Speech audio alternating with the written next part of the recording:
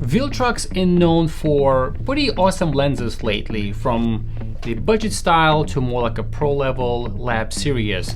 But now also Viltrox came out with a vintage style flash, and I'm going to talk about it right now.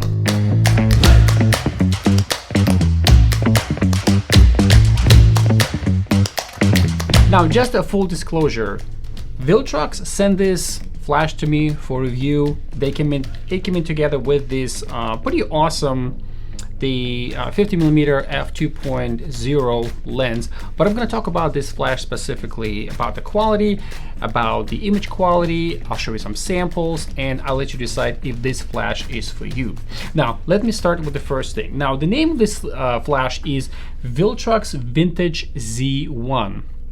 One of the things that I noticed on the box when this flash came in, there was really no indication what system this flash is meant to be used for. Is it for Nikon? Is it for Fuji? Is it for Sony? Just like many typical flash manufacturers like Godox, they usually make an indication if it's an N for Nikon, if it's an S for Sony. Now here I couldn't really tell, but fair enough, it did work on my Nikon Zf, and it's actually a very nice combination. So let me just talk a little bit about this flash itself, and I'm gonna go around the flash and its body and tell you a little bit about it. So it does say vintage on the side here. It is a super lightweight. And the nice thing, it does come with this little diffuser. I did notice that when you use the diffuser, the softness of the light is dramatically improved. So I would not use it necessarily with just this lens, Fresnel lens, but I would just use it with the diffuser unless you're going for some of this high fashion images, but it did work out very well for me. Flash is extremely simple. This is just basically if you're a beginner, if you are new to photography and you're looking for a flash, and want to learn what it's like to use this flash, how to use this flash on a manual mode, this is it. I don't think there's a better example, a better flash to learn how to use in the manual mode. So all you have is the on and off switch.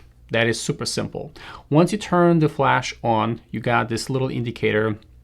It's basically a cycle reset and a test button, as you can see, works.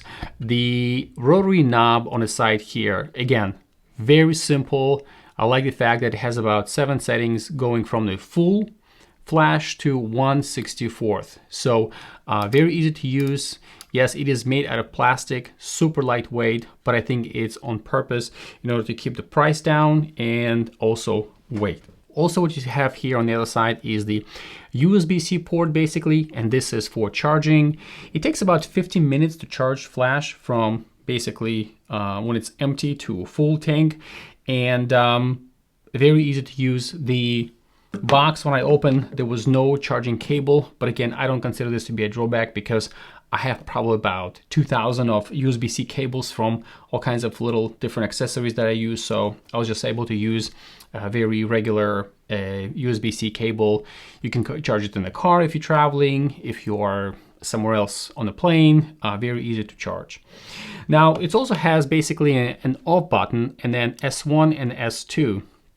My understanding that is the S1 is used for as a slave mode. You can use this flash in a slave mode, but you can also use it in S2. I believe this is for TTL. And honestly, I haven't tested yet in the slave mode. So let me see how this works. So I'm gonna use my V1 by Godox, and let's find out how it actually works in a slave mode. Switch it to S1. Let's test. Okay, it's working okay. I'm gonna put it on 1/64 power so it's not too bright for you guys. And let's try this out if it works. Whoop, there we go. It's flashing. It's working perfectly fine in the slave mode. And if I put it on the off position and I try it again, so it's not triggering. Okay, so works very well. The next thing is, as I mentioned, diffuser here. It's again very lightweight. What I do like about this diffuser is the light comes out from this flash. You can actually use it, you know, if you're shooting at, let's say, f4, f8. The full power gives you enough punch for your images, for the ambient light. So works pretty well. There's really nothing else in the box. The box is kind of one of, I think a lot of companies are switching now to, it does come with a warranty card if you're interested in that, but there's nothing else in the box. It has this one of those Apple style opening experiences, nice quality. It gives you a little bit of information about the flash itself, its duration, its manual mode, what the number of flashes that it's good for, number of punches, the recycle time, 3.5 seconds. I think it's at full power, but that's pretty much it. What I did find is that the Z1 Viltrox complements very well Nikon Zf. And I took this flash with me on vacation when I went away with my family, and I also brought with me Viltrox V1, and guess which flash I use the most? Viltrox. It was easy. It's super lightweight. It fits very well on top of your hot shoe. One thing I would advise is that if you're using with a longer lens, you may end up having this kind of like a black band coming over around your lens. So the advice is, because it's such a low profile, you want to use a shorter lens. I imagine that Fuji lenses would work, many of them would work very well with it. Nikon lenses, I think if you're starting to use something like a 24-70 f2.8 or even 70-100 f2.8, that flash is not going to work very well. You're going to have a huge band of light coming, basically being covered because of this, because of the lens itself. As far as the construction, plastic construction, you do have this very nice sort of like a finish on the top of it. In some ways, it kind of mimics the finish of the Nikon Zf. So I don't know if this was intentionally or this is just the type of material that Viltrox chose to use. If you're looking for comparison, the size of it, so it literally nearly identical in size as your trigger for Godox X2T. As you can see, if I remove the diffuser, so that's the size. Okay, they literally sit nearly identically when it comes to the profile on top of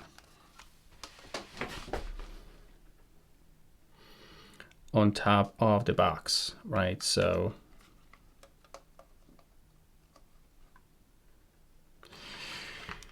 for 50 bucks, I would say it is really, really great value. Now, one thing is that I noticed here, obviously it uses an internal battery, and if the battery runs out, you're either gonna have to have a second flash, or you just need to wait, 50 minutes if you wanna charge it to a full tank.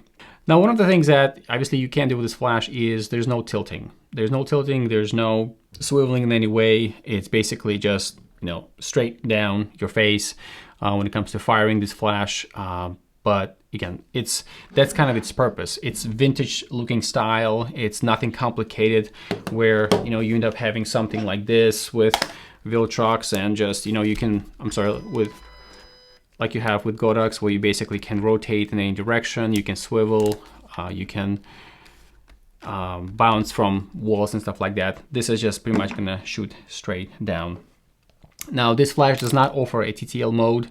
Again, it's basically bare minimum manual flash, but I think it's great. If you're a beginner, like I mentioned, I think this flash would work very well for you. I really kind of enjoyed it because I was using on the ZF, and when I'm taking pictures with the 50mm lens, sometimes I just need a little bit more power. So I just crank it up, and less power, I just kind of rotate it backwards, and that's it. Nothing else needs to be adjusted. I really appreciate that kind of simplicity. So very intuitive, great for beginners, can be used as a slave flash. Again, if you're using something like a Nikon lens or Sony lens, kind of more traditional style, or if you're using a Godox lens, something that most of us used to, but you want to have something in your camera bag, something smaller, that's going to work very well. And as far as the cost, I believe this flash is $49.99, not expensive at all. For some reason, if it doesn't work for you, it's not going to break your bank, I imagine. most cameras are way more expensive than lenses, and this is a really, really nice accessory. And I find it for traveling, it's awesome, because I don't really want to bring, I mean, this time when I was traveling, I brought this with me because I knew I'm going to be indoors quite a bit and I want to have something more powerful. I want to have more flexibility, use it in the manual mode, using TTL. But when I tried to use this one versus that one, and for me to walk around when I'm traveling indoors, that worked out fantastically. So great job, Viltrox. If you guys are interested in more reviews like this, actually I'm gonna also review this 50mm f2.0 lens by Viltrox, more of a budget style lens. But again, don't let budget name necessarily fool you, because the quality of this lens is, again, spectacular. More to come. Subscribe if you want to see that review of that lens. If you guys have any questions, please let me know in the comments below. We're more than happy to answer. And otherwise, I will see you in the next video.